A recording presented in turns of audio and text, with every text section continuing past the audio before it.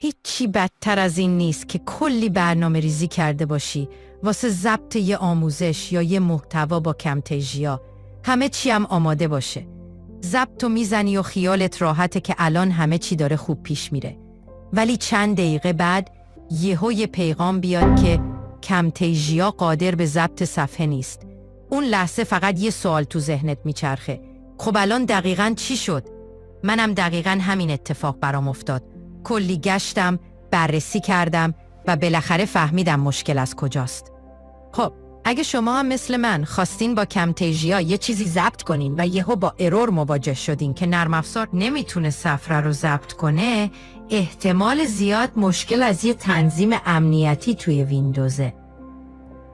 بیاین با هم خیلی راحت این مشکل رو حل کنیم. اول بریم سراغ تنظیمات ویندوز. از منوی استارت یا با زدن کلیدای ویندوز پلاس آی وارد ستینگز بشین. توی تنظیمات یه بخشی هست به اسم Update and Security. اونو انتخاب کنین.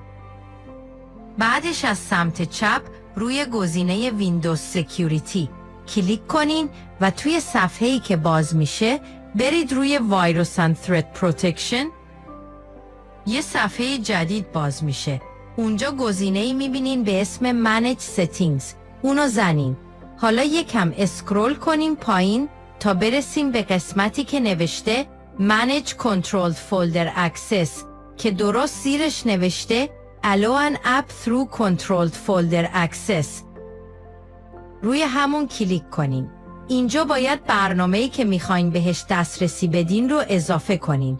پس روی Add an Allowed App کلیک کنین. حالا وقتی گزینه Browse All Apps رو زدین، باید برید به مسیر نصب کمتژیا. معمولاً توی این آدرسه C Program Files TextMeet کمتژیای 2021.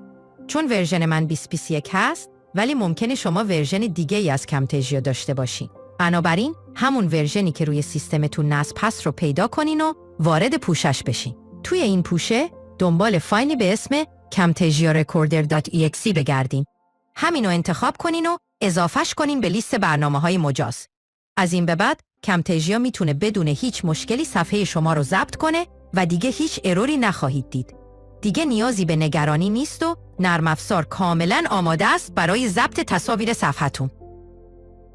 اگه این ویدیو برات مفید بوده، تونست کمکت کنه، حتما یه لایک بزن که بدونم این سبک آموزش به دردت خورده.